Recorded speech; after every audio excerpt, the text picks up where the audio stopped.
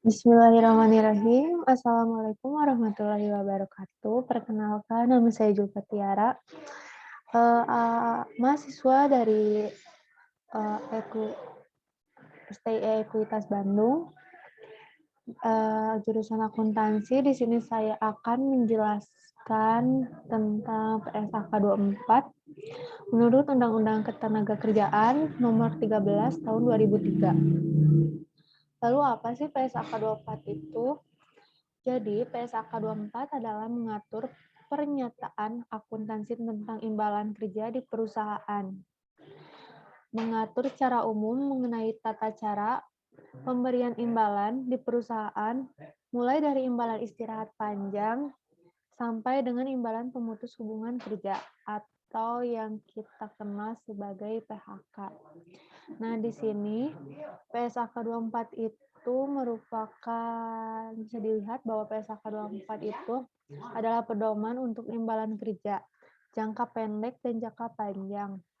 Lalu PSAK 24 itu juga untuk melindungi karyawan ya. Selanjutnya ada metode yang digunakan, yaitu metode aktuaria projected unit credit. Apa sih metode projected unit credit itu?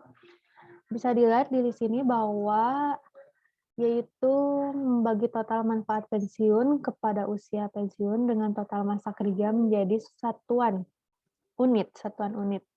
Manfaat pensiun yang kemudian dialokasikan ke setiap tahun selama masa kerja. Jadi di sini apabila menurut pernyataan standar 24 itu mengenai imbalan kerja perhitungan nilai kini. Nilai kini yaitu nilai imbalan pasti, biaya jasa kini, dan biasa jasa lalu.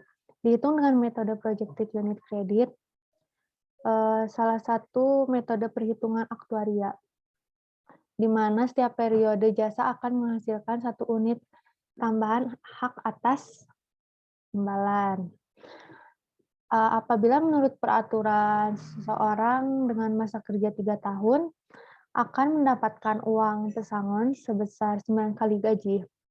Sedangkan yang sudah bekerja selama 4 tahun akan mendapatkan uang pesangon sebesar 11 kali gaji.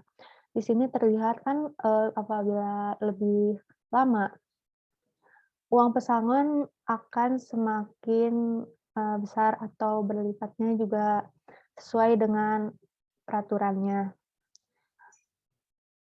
yang akan diberikan nanti pada saat pensiun. Oleh karena itu, pada akhir tahun keempat, maka kewajiban sebesar nilai kini dan 11 kali gaji dan biaya jasa sebesar 2 kali gaji. Nah, selanjutnya ada komponen perhitungan.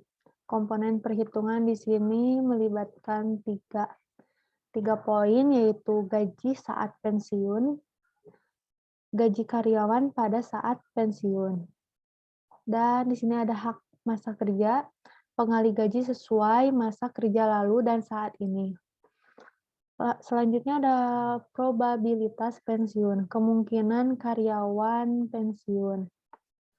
Jadi dihitung kemungkinannya berapa, lalu gaji saat masa kini, dan pasti kedepannya tidak akan tetap.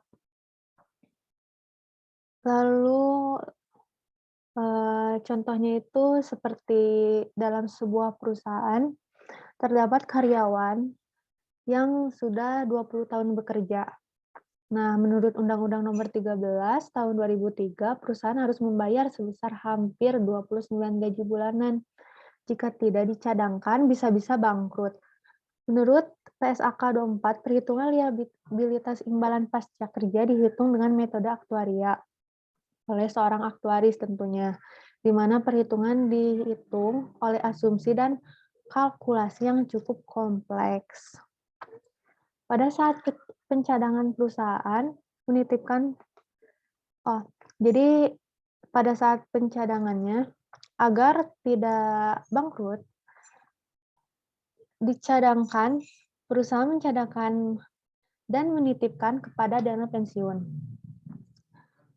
yang berupa investasi dalam aset program yang terdiri dari obligasi atau instrumen hutang, instrumen ekuitas, properti, reksadana, dan lain-lain.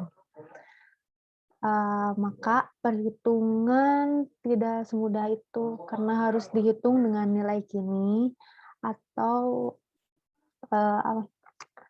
nilai kini atau present value dari saat ini sampai pensiun. Proyeksi dari nilai kenaikan gaji tahunan dikurangi dari tingkat pengunduran diri, tingkat kematian, dan lain-lain.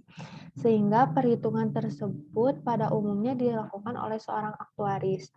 Nah, dan dalam keadaan saat ini, perhitungan memang tidak semudah yang kita bayangkan. Bahkan menggunakan rumus pun masih kadang kurang akurat. Dan melihat peraturan-peraturan ke belakang. Dan saya mendapatkan informasi bahwa belakangan ini ada banyak sekali aplikasi yang bisa dengan mudah kita menghitung dana pensiun karyawan atau yang terdapat dalam PSAK 24 ini. Sekian yang bisa saya jelaskan. Mohon maaf apabila ada kesalahan. Semoga bisa bermanfaat dari apa yang saya sampaikan. Assalamualaikum warahmatullahi wabarakatuh.